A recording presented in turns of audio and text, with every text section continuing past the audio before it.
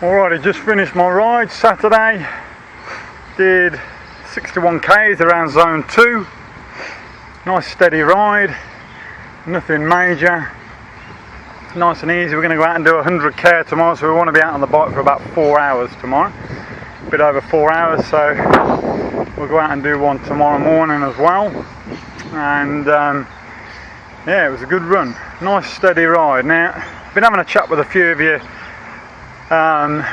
online about the power meter, and bit of confusion about whether or not it's actually worth having one, and whether it's worth knowing your FTP and all the rest of it. Look, it is. One of the things I find is that people get a power meter, but they don't really understand how to use it. You know, if you get a power meter, what you got to do is you got to read up on it.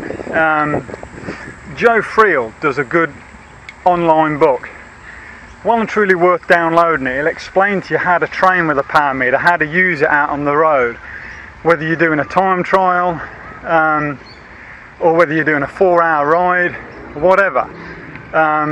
You can use your power meter when you're training. You can train in your zones. Like today, we went out and trained in zone 2. And the beauty of a power meter is I can sit there and look. My zone 2 is around 220 watts. So I can sit there and look at my numbers and stay within that zone and do a proper training plan. And that is the beauty of a power meter. Now, I've got to cut off for a minute while I go down this hill.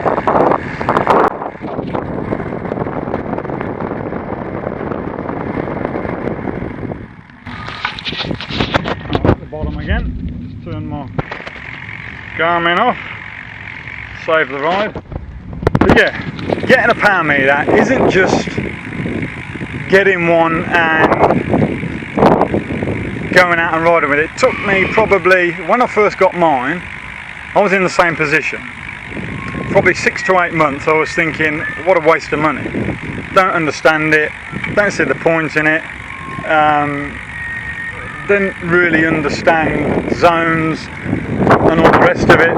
Once you get used to zones and you get used to what your zones are, that's when a power meter becomes a tool for you, for training and for riding. And you know, someone did mention there that I don't see the point in knowing FTP unless you're doing a 1-hour time trial, 40 k's or something.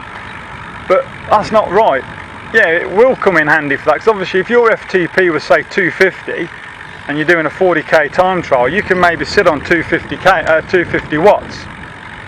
But having said that, just turn around. Having said that, if you're doing a 4-hour bike ride, all right, and your FTP is 250 watts, and then it's your turn up the front, right, and you're on 300 watts, you know you're burning matches. So you're going out with so many matches to burn, right? And when you're over your FTP, you are limiting the amount of time before you burn out, before you get to the point where you're going to flake out, you're going to bonk. And that's the beauty of a power meter. On a 4-hour ride, a 5-hour ride, you can look at your zones, you can look at what you're doing, and you can work it out so that you don't blow up ever on the bike. That's the whole point of it. So it works for a 1-hour ride, a 20-minute ride, 2 hours, 4 hours, whatever. Makes no difference. The power meter, you get used to riding in your zones, in your power zones, and I'm telling you now, it will take you a while to get used to, and to get used to the data and figuring things out. But once you do, it will just become like second nature to you, and trust me, you will be training and riding to power, and you will not be looking at heart rate. Heart rate is still important. I have my heart rate on the screen sometimes when I'm climbing hills, because then I like to see what sort of heart rate I'm doing at a certain power output, you know. But in general, I'm looking at my power. My power is my key thing for me. That is how I roll, and it's how I've gotten stronger, you know, doing unders and overs.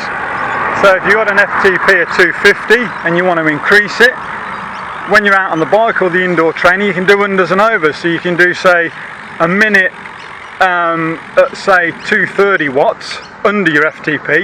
You can do a minute at 280 watts over your FTP. So you're doing unders and overs. You can do them out on the road as well. And that way, that's how you get stronger. Working to power is how you get stronger.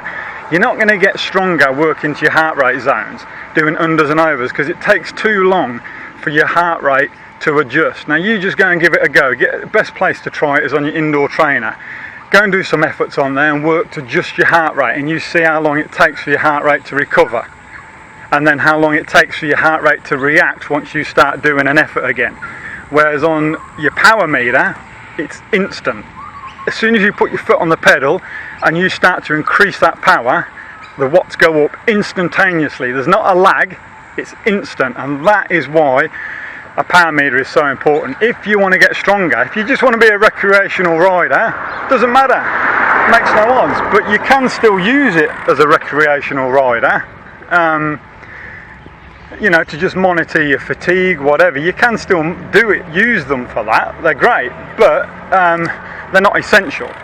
But for racing, for endurance work, for all that sort of stuff, trust me, power meter hands down will win over heart rate. Absolute guarantee. So go out there and give it a go. Try riding to your heart rate and then try riding to power, and you'll see the difference. You'll see an instant change. If you get used to your power meter, you'll see the change, trust me. Anyway, that is it from me. I'm going in now, and I've got to go and do some renovating, so catch you on the next one.